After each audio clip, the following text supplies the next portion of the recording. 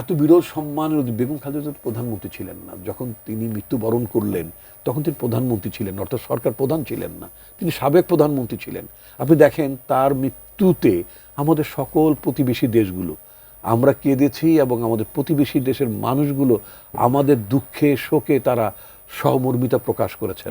আপনি ভারতের কথা, ভারতের পররাষ্ট্রমন্ত্রী বলেন, নেপালের মানে প্রেসিডেন্টের প্রতিনিধি বলেন, ভুটানের পররাষ্ট্রমন্ত্রী বলেন, পাকিস্তানের স্পিকারের আগমনের কথা বলেন, সবাই আমাদের সবাই মানে তারা আমাদের এই দুঃখে কষ্টে তারা তাদের সহমর্মিতা তারা জানিয়েছে।